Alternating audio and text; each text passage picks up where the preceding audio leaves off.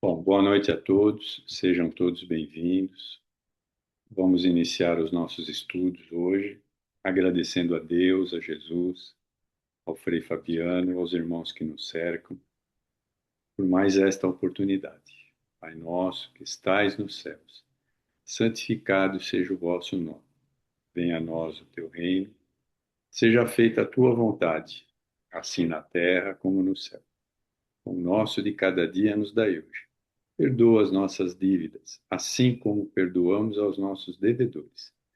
Não nos deixes cair em novas e velhas tentações. Livra-nos de todo mal, que assim seja. Graças a Deus, graças a Jesus.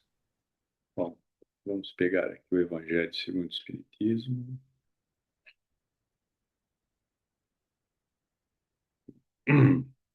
Capítulo 5. Bem-aventurados os aflitos.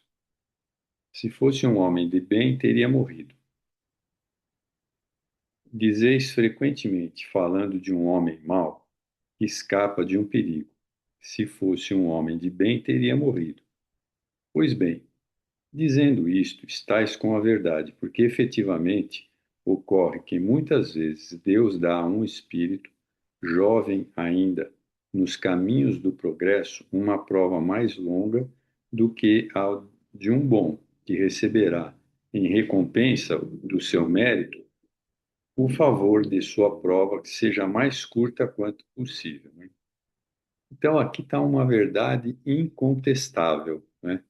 A gente percebe que as pessoas mais difíceis, elas vivem muito mais tempo, né? E tá, a resposta está aqui, né?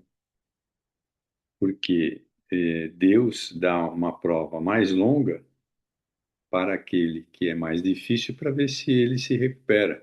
Então, aí está a verdade. Assim, pois, quando vos servir desse axioma, não duvideis que cometeis uma blasfêmia. Se morre um homem de bem, cuja casa ao lado seja a de um mal, apressai-vos em dizer: gostaria mais que esse se fosse. Estáis grandemente errado, porque aquele que parte terminou sua tarefa, e aquele que fica talvez nem a começou. Por que quereis, pois, que o mal não tivesse tempo de a acabar, e que o outro permanecesse preso à gleba terrestre? É uma coisa que ainda nós todos não nos acostumamos, né? A gente vê a morte com muita mágoa, muito desespero, né? Daqueles que partem. Mas, na realidade, a gente tem que lembrar que, para o espírito, isso é uma liberdade. A gente não pensa nisso, mas é a liberdade para o espírito. Que direis de um prisioneiro que tivesse cumprido sua pena e que se retivesse na prisão enquanto que se desse liberdade àquele a que ela não tinha direito? Sabeis, pois, que a verdadeira liberdade está na libertação dos laços do corpo, e que enquanto estiverdes sobre a terra, estáis em cativeiro, não é? Então, nós estamos tudo aqui prisioneiros. Mas o planeta é bom de algumas formas, né? Habituai-vos a não censurar o que não podeis compreender, e crede que Deus é justo em todas as coisas. Frequentemente, o que vos parece um mal é um bem, mas vossas faculdades são tão limitadas que o conjunto do grande todo escapa aos vossos sentidos obtusos. Esforçai-vos por sair pelo pensamento da vossa esfera estreita, e, à medida que vos elevardes, a importância da vida material diminuirá aos vossos olhos, porque ela não se vos apresentará senão como incidente na duração infinita da vossa existência espiritual, a única existência verdadeira. Fenelon Cearnes, 1861. E é bem isso mesmo, né? A gente ainda não tem consciência de muitas coisas, né? Bom, vamos continuar aqui o nosso estudo do livro No Mundo Maior. Nós estamos no capítulo, acho que 8, acho eu. Deixa eu ver aqui, capítulo 8. E aqui, particularmente, ele está falando de um rapaz que se chama Marcelo, né? E ele tem convulsões Isso se deve aos problemas que a gente já leu de outras vidas que ele tem, né? E, e eles estão lá junto dele. O rapaz é, é muito assíduo nas preces, né, junto com os pais. Só que aqui nós paramos no momento em que os inimigos obsessores, ele estava tranquilo porque fizeram a prece, o pai, a mãe e ele, e ele estava bem tranquilo. Aí os inimigos dele se aproximaram e ele entrou de novo numa espécie de convulsão, tá? Então eu vou continuar a partir daí. Se alguém quiser interromper, fica à vontade, tá? Então vamos lá. Eu vou ler vou ler um pedacinho aqui só para vocês entenderem, tá? O ataque amainou, sem contudo cessar de todo. Ergui os olhos para o orientador em muda interrogação. Por que tal distúrbio? A câmara de Marcelo permanecia isolada quanto ao contato direto com as entidades inferiores. Permanecíamos os três em palestras edificantes. Por que motivo a perturbação, se nos mantínhamos em salutar atmosfera de e santificantes pensamentos? O instrutor contemplou-me bondoso e recomendou: observa o campo orgânico, examinando particularmente o cérebro. Notei que a luz habitual dos centros endócrinos empalidecera, persistindo somente a epífise a emitir raios anormais. No encéfalo, o desequilíbrio era completo. Das zonas mais altas do cérebro partiam raios de luz mental que, por assim dizer, bombardeavam a colmeia de células do córtex. Os vários centros motores, inclusive os da memória e da fala, jaziam desorganizados, inânimes.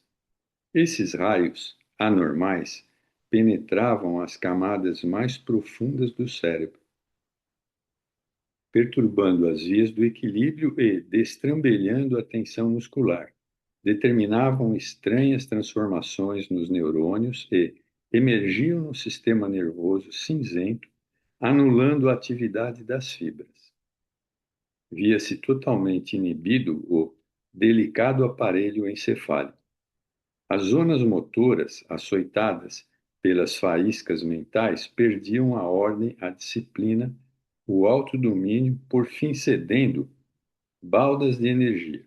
Enquanto isso, Marcelo Espírito contorcia-se de angústia justaposto ao Marcelo Forma, encarcerado na inconsciência orgânica, preso de convulsões que me confrangiam a alma. Então, aqueles espíritos acabaram fazendo toda essa confusão, embora ele tivesse bem, né? Mas é aquelas ligações do passado que acabam ocorrendo isso. Então, o André Luiz está pedindo explicação, mas como que isso é possível, né? Após exame detido, indaguei a Calderaro. Como explicar essa ocorrência? Afinal de contas, nosso amigo não se encontra aqui sob a guante dos perseguidores desencarnados, mas em nossa exclusiva companhia. O orientador, agora em ação de socorro magnético, interferia, restaurando o equilíbrio, recomendando-me aguardar alguns minutos. Em breve, dominou a desarmonia. Envolvendo-lhe o campo mental em emissões fluídicos balsâmicas, o desastre não chegou a termo. Marcelo aquietou-se.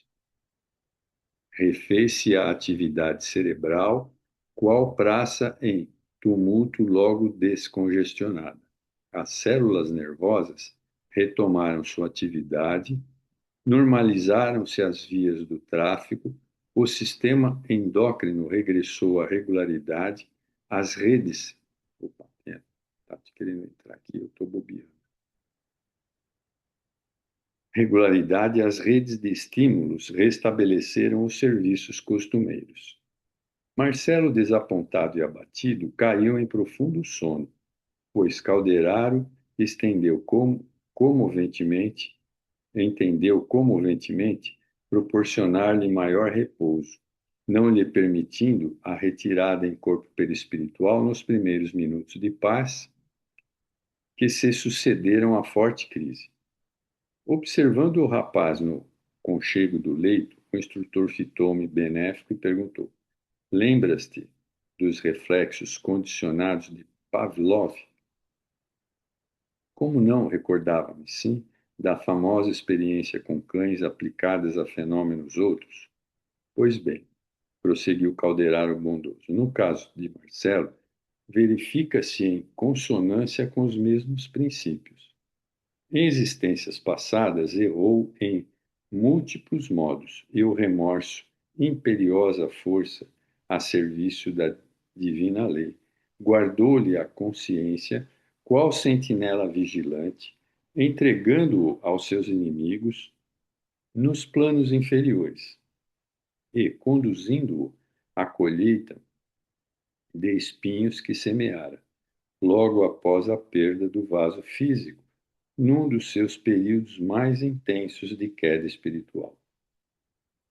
Em consequência de tais desvios, perambulou desequilibrado de alma doente, exposto à dominação das antigas vítimas.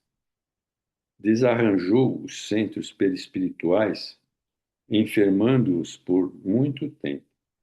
Sustentado pelo socorro de um grande instrutor que intercedeu por ele, renasceu mais calmo agora para importante serviço de resgate, né? Então a gente percebe que sempre tem uma alternativa, né? A espiritualidade não deixa ninguém com um problema ad eterno, né? Sempre tem uma possibilidade. Todavia, a cooperação valiosa recebida do exterior não podia transformar-lhe de modo visceral a situação íntima, né? Então, mesmo o que ele quer dizer aqui é que, mesmo que a gente tenha oportunidades, a gente não vai estar isento de sofrer aquilo que a gente andou fazendo em outras vidas, né? É por isso que a gente sofre problemas na nossa vida no dia a dia, que muitas vezes a gente fica contrariado, né? Mas que são lições para o nosso aprendizado, né? Então, a gente, na realidade, por cada problema que a gente, cada percalço que a gente tem na vida, a gente deveria agradecer, porque é mais uma lição que a gente vai receber. Claro, essa lição só é válida se a gente entender isso como uma lição, né? Porque se a gente se revolta, também não vai resolver nada. Tudo bem? Posso prosseguir? Alguém quer fazer alguma colocação? Vitor? Então, vou continuar aqui. Não sei se eu fico de óculos ou sem óculos. Não sei o que está pior, viu? Conservava-se desafogado dos impiedosos adversários, aos quais deveria ajudar doravante. Contudo, o organismo perispírito arquivava a lembrança fiel dos atritos experimentados fora do veículo denso. As zonas motoras de Marcelo, em razão disso, salientou o atencioso orientador, simbolizando a moradia das forças conscientes em sua atualidade de trabalho, constituem uma região perispiritual em convalescência, quais as sensíveis cicatrizes do corpo físico. Ao se reaproximar dos velhos desafetos, o rapaz que ainda não consolidou o equilíbrio integral sujeita-se aos violentos choques psíquicos com que as emoções se lhe desvairam, afastando-se da necessária harmonia, né? Então, é claro que ele está colhendo aquilo que ele plantou, embora ele esteja querendo melhorar de tudo, né? A mente desorientada abandona o lema da organização perispírita e dos elementos fisiológicos, assume condições excêntricas, dispersas as energias que lhe são peculiares em movimentos desordenados, passam então essas energias a atritarem-se e a emitir radiações de baixa frequência, aproximadamente igual à daqueles incidia do pensamento alucinado de suas vítimas. Essas emissões destruidoras invadem a matéria delicada do córtex encefálico, assenhorando-se dos centros corticais, perturbam as sedes da memória, da fala, da audição e da sensibilidade, da visão, estímulos. Temos destartes o grande mal de sintomatologia aparatosa, determinando as convulsões, nas quais o corpo físico prostrado, vencido, mais se assemelha à embarcação repentinamente sem rumo. Então, é isso que ocorre mesmo, né? As elucidações de Calderaro enchiam-me de respeito pelos fundamentos morais da vida. Compreendi agora a impossibilidade de uma psiquiatria sem a noção do espírito. Lembrou-me a luta secular entre fisiologistas, psicologistas, disputando a norma de socorro aos alienados mentais. Mesmer, Charcot, Pinel e Broca desfilaram ante minha imaginação enriquecido de novos conhecimentos. A interrupção das digressões do assistente não durou muito. Devo, na verdade, consignar que desde a primeira hora de nossas conversações, tais intermitências se fizeram habituais, parecendo-me que Calderaro intencionalmente me proporcionava tréguas para ruminar-lhe os conceitos, ou seja, para ele poder entender o que estava rolando, né? Respondendo-me às íntimas ponderações, continuou. Mas está tudo fácil, né, de entender, né? Não dá para explicar muito, né? Porque são coisas muito técnicas, né? Mas se alguém tiver alguma dúvida, pode perguntar, tá? Impossível é pretender a cura dos loucos à força de processos exclusivamente objetivos. É indispensável penetrar a alma, defaçar o cerne da personalidade, melhorar os efeitos socorrendo as causas. Por conseguinte, não restauraremos corpos doentes sem os recursos do médico divino das almas, que é Jesus Cristo. Os fisiologistas farão sempre muito tentando retificar a disfunção das células, no entanto, é mister intervir nas origens das perturbações. O caso de Marcelo é tão somente um dos múltiplos aspectos do fenômeno epiléptico toide, para empregarmos a terminologia dos médicos encarnados. Aí os psicólogos e psicopatas aí que me desculpem, hein, pelas terminologias aqui que eu não sei direito, tá? Esses desequilíbrios perispirituais assinala-se, todavia, por gradação demasiado complexa. Mas aí eu faço uma observação, veja. Esse livro aqui, ele foi psicografado lá pela década de 40, né? Então, vejam quantas coisas que o André Luiz está trazendo que a psicologia ou a psiquiatria ainda nem pensava em ter, né? Eram os primeiros passos que a psicologia, a psiquiatria estava dando. Mas veja quantas informações o André Luiz já está dando nesse aspecto, né? É isso que eu acho muito legal. É, alguém que é psicólogo aí me desminta aí. Arlete, estou mais ou menos certo ou não? Ok. A confirmação da teoria dos reflexos condicionados não se aplica exclusivamente a ele.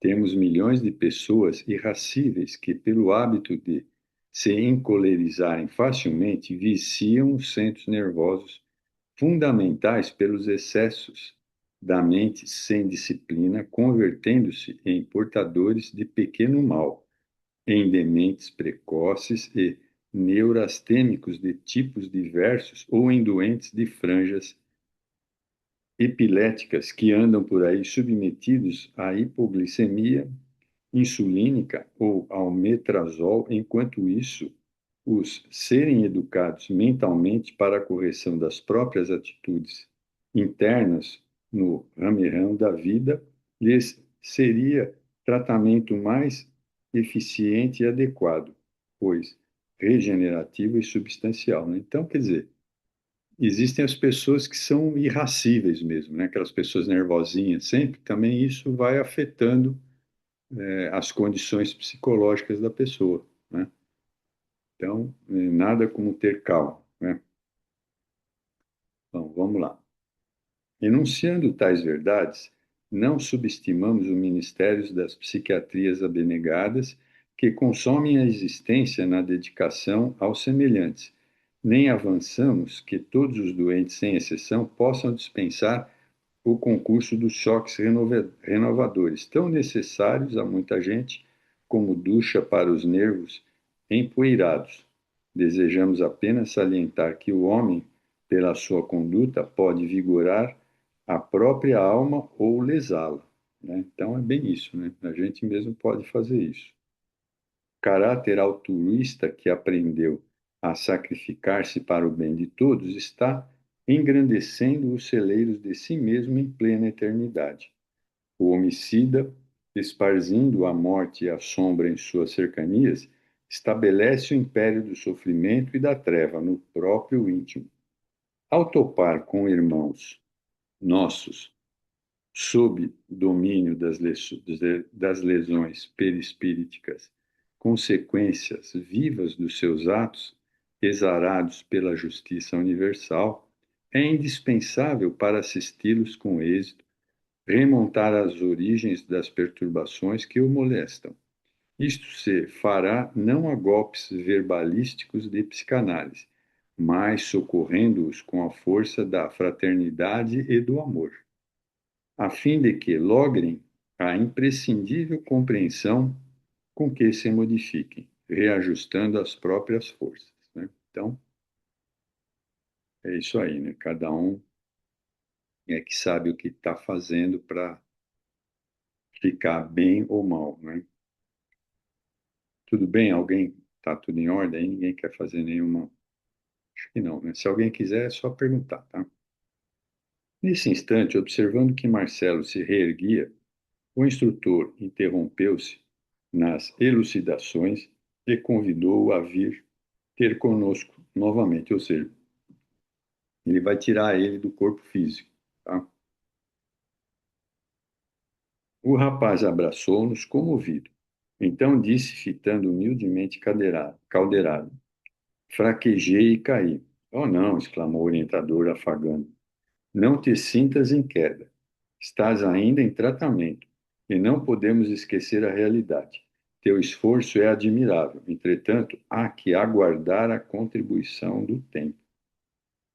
Sorriu e acenou. Em épocas recuadas, perdeste valioso ensejo de seguir na senda progressiva, a escorregar, a resvalar. Agora é imprescindível retomar a subida cautelosa.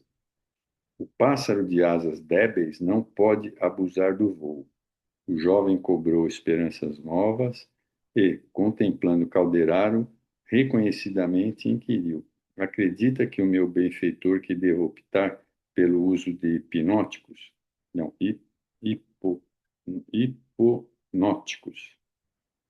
Não, os hiponóticos são úteis só na áspera fase de absoluta ignorância mental, quando é preciso neutralizar as células nervosas ante os prováveis atritos da organização perispírita.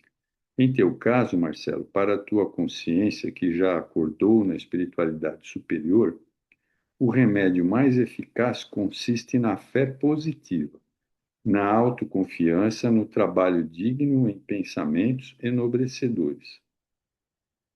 Permanecendo na zona mais alta da personalidade, vencerá os desequilíbrios dos departamentos mais baixos, competindo-te por isso mesmo atacar a missão renovadora e sublime que te foi confiada no setor da própria iluminação e no bem ao próximo, né? Então, veja, mais uma vez aqui fica claro que quando a gente faz caridade, quando a gente está numa situação difícil, fazendo caridade, a gente sempre melhora, porque os mentores sempre se aproximam de nós, né? Então, é uma coisa que a gente não pode esquecer.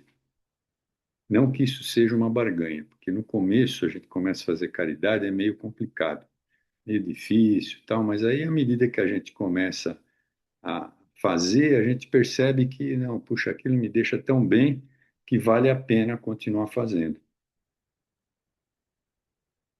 Os elementos medicamentosos podem exercer tutela despótica sobre o cosmos orgânico, sempre que a mente não se dispunha a controlá-la, recorrendo aos fatores educativos. O rapaz osculou-lhe as mãos enternecidamente e Calderaro, ocultando a comoção, falou bem-humorado. Nada fizemos ainda por merecer o reconhecimento de qualquer criatura. Somos não mais do que trabalhadores imperfeitos em serviço, e o serviço é a maior força que nos põe de manifesto nossas próprias imperfeições, né? Então é isso aí. Todos temos um credor divino em Jesus, cuja infinita bondade não nos é lícito esquecer. E, acariciando-lhe os cabelos, acentuou: Já lhe ouviste a palavra celestial? Abandono o mal para que te não te suceda coisa pior. Assim sendo, és agora feliz. Em verdade, somos presentemente felizes, porque nosso objetivo de hoje é a realização no reino de Deus em nós, com Cristo. Trabalhemos com Ele, para Ele, curando nossos males para sempre. O jovem, o jovem abraçou-se a nós, qual se fora um filho, de encontro aos nossos corações e saímos juntos em agradável excursão de estudos, enquanto o seu corpo físico repousava tranquilamente. E assim a gente termina o capítulo 8, né? Então vocês percebem que, por mais difícil que seja a condição de um espírito que vem nessa situação muito complicada, ele sempre tem amparo da espiritualidade. Mas também cabe a ele dar reciprocidade a esse amparo, porque se ele não der reciprocidade, a espiritualidade não tem como ajudar, né? Eu conheço pessoas que têm deficiência que, em vez de zelar pelo corpo físico, não acham que, não, como não acreditam em nada, acham que, não, eu preciso fazer tudo o que eu posso porque eu vou morrer amanhã, não sei quando que eu vou morrer. Então, essas pessoas começam a abusar, né? E é um erro, né? Porque, na realidade, a pessoa está tendo mais uma oportunidade, né? E a espiritualidade está ajudando. Agora, se a pessoa não se ajuda, a espiritualidade não tem como ajudar também, né? Não sei se eu me fiz entender. Alguém tem alguma dúvida? Quer perguntar antes que a gente comece o outro capítulo? Não? Tudo em ordem? Então, eu vou iniciar o capítulo 9. Qualquer coisa, vamos lá. O capítulo 9 chama-se Mediunidade.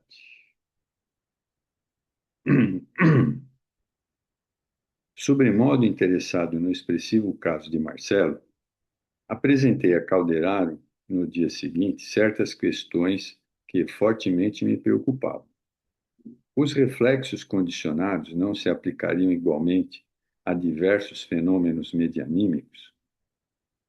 Não elucidavam as mistificações inconscientes que muitas vezes perturbam os círculos dos experimentadores encarnados? Alguns estudiosos do espiritismo, devotados e honestos, reconhecendo os escolhos do campo do mediunismo, criaram a hipótese do fantasma anímico do próprio medianeiro, o qual agiria em lugar das entidades desencarnadas. Seria essa a teoria adequada ao nosso vertente? Sob a evocação de certas imagens, o pensamento do médium não se tornaria sujeito a determinadas associações, interferindo automaticamente no intercâmbio entre os homens da Terra e os habitantes do além? Tais intervenções, em muitos casos, poderiam provocar desequilíbrios intensos, ponderando observações ouvidas nos últimos tempos em vários centros de cultura espiritualista, com referência ao assunto, inquiria de mim mesmo se o problema oferecia relações com os mesmos princípios de Pavlov. O instrutor ouviu-me paciente, até que, enfim, minhas considerações e respondeu: a consulta exige meditação mais acurada. A tese animista é respeitável. Quer dizer, o animismo é aquela situação, né, acho que todo mundo já ouviu falar, onde o espírito do médium interfere na situação, né? Ou seja, o médium acaba fazendo com que o espírito dele, em vez do espírito de um espírito qualquer que esteja na situação, ou seja, o próprio espírito dele começa a falar como se fosse um espírito que acabou de chegar, né? Isso é o animismo. Isso a gente tem visto muito pouco acontecer, né? Talvez nessa época aí mais para trás, talvez acontecesse com mais oportunidade isso, né? Porque se o André Luiz quis colocar um capítulo sobre isso, é porque talvez isso fosse interessante para aquele momento, né? Mas hoje é mais difícil a gente ver a interferência do próprio espírito do médium. A gente percebe, mas isso acaba acontecendo algumas poucas vezes e pronto, depois não aparece mais, tá? Tudo bem? Alguém quer perguntar alguma coisa sobre o animismo? Ô, Roberto, essa questão do animismo, é bom falar que no início do trabalho, os médios eles podem ter essa percepção de trazer algumas necessidades, né? Então, o animismo ele está ligado a essa questão também, né? Exato, Mesmo sem ele ter uma percepção ali que seja ele, mas ele traz algumas situações do passado que também precisam ser revistas, né? É como se exatamente, fosse ali um treinamento para desenvolver o trabalho, né? Então, no começo do trabalho é muito comum acontecer, mas se acontecer, ele vai ter o direcionamento do dirigente ali, daqueles que estão acompanhando o desenvolvimento mediúnico do médium para auxiliar ele, né? exatamente. Pode falar mais um pouquinho, porque acho que eu vou parar aqui, sabe, Vitor? Porque como é um assunto mais complicado, ele vai fazer algumas observações, então é melhor eu parar aqui, né? Mas o animismo é exatamente como o Vitor falou, né? O médium que é inexperiente no começo, quando ele começa a exercer a mediunidade dele, pode aparecer o animismo. Fala aí mais um pouco, Vitor. Se a gente parar para pensar, e a gente pega os livros, enfim, o que é falado sobre o assunto, o médium também traz as necessidades encarnatórias. Então, algumas situações que ficam pelo passado, né, que precisam vir à tona, tem um momento certo. Acho que o que tem que estar atento, né, é a questão da repetição das situações, né? Por exemplo, situações muito repetitivas, enfim. Aí tem que ter um direcionamento daqueles que estão junto daquele trabalhador, né? Mas você colocou bem, meu amigo. É só fazer essa observação aí. Pode seguir aí, por favor. Muito Não bem. atrapalhar você, não. Como a Bia acabou de chegar, aqueles que tiverem interesse, nós vamos partir para a segunda parte, e aí a gente pode tirar algumas dúvidas para quem tiver interesse em ficar na segunda parte. Mas é bem isso mesmo, né? No começo, como o médium ainda não tem experiência e ele ainda não consegue perceber isso, o próprio espírito dele pode dar a comunicação como se fosse um espírito outro, né? Mas isso é só no começo. Depois o médium que estuda, que está se adestrando, ele se dedica com amor à coisa, os próprios mentores vão auxiliando, né? Mas pode realmente acontecer sempre isso, né? Pelo menos no início, pela falta de experiência, e como o Victor falou, às vezes o espírito do médium precisa falar aquilo, precisa desabafar daquela forma, né? Mas isso é temporário, tá? Tudo bem? Então eu vou terminar aqui, faltam 2 minutos, porque essa explicação é mais longa aí, vamos esperar que ele continue. E a Bia chama a segunda parte, tá bom?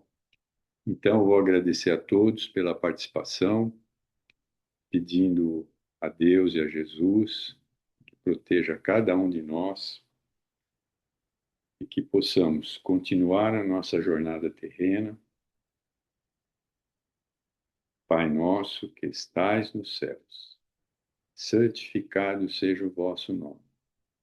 Venha a nós o teu reino, seja feita a tua vontade, assim na terra como no céu. Pão nosso de cada dia nos dai hoje. Perdoa as nossas dívidas, assim como perdoamos aos nossos devedores. Não nos deixes cair em novas e velhas tentações, mas livra-nos de todo o mal, que assim seja. Graças a Deus, graças a Jesus. Bom, a gente se vê amanhã na Casa Fabiana. Aqueles que não forem, uma boa semana e obrigado. Espero vocês na segunda fase, quem puder ir. Boa noite. Boa noite, Marisa. Boa noite. Boa noite a todos. Boa noite, Boa Valéria. noite a todos. Vivi agora está identificada.